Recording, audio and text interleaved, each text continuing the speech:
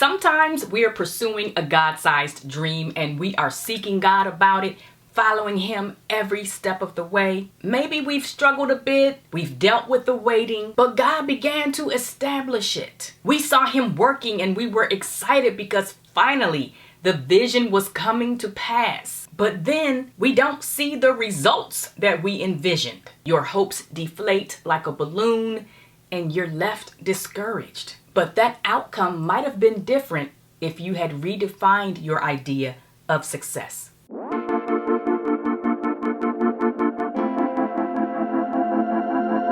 The God-sized dreams we pursue often come with metrics of success. If you write a blog, you assess how many are sharing and commenting. If you write books, how many sales?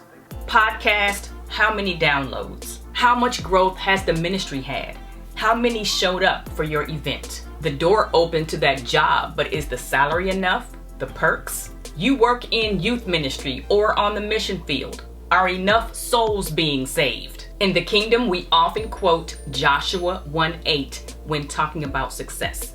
This book of the law shall not depart from your mouth, but you shall meditate on it day and night, so that you may be careful to do according to all that is written in it.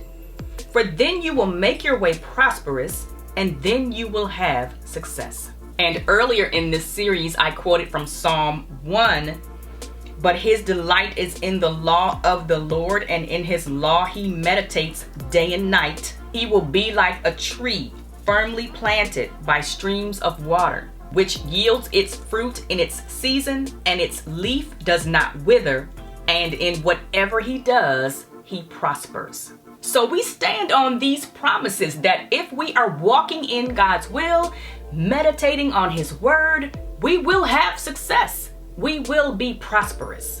But we attach our own notions of what success or prosperity should look like, and others are assessing what that should look like. As an author, I'm well acquainted with publishers assessing whether a book is successful. And in their minds, it's successful only if it reaches a certain number of sales. But Romans 12:2 is instructive. And do not be conformed to this world, but be transformed by the renewing of your mind, so that you may prove what the will of God is, that which is good and acceptable and perfect.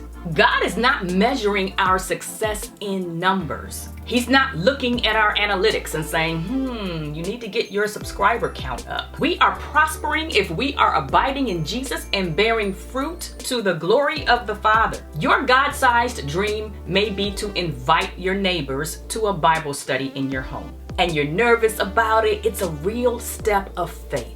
But you've prayed and put everything in order. God gave you the courage to step out and invite your neighbors personally. You invite 14 people. The day arrives and 2 people show up. And you're like, really? Only 2? You envisioned more than that. You had the chairs set up, made all this coffee, bought dessert. In your mind, that's not success. But it totally is. You are prospering. Why? Because you're in the will of God. You're walking by faith, which is pleasing to God. And you've got 2 souls in your living room, ready and willing to learn about the Word of God.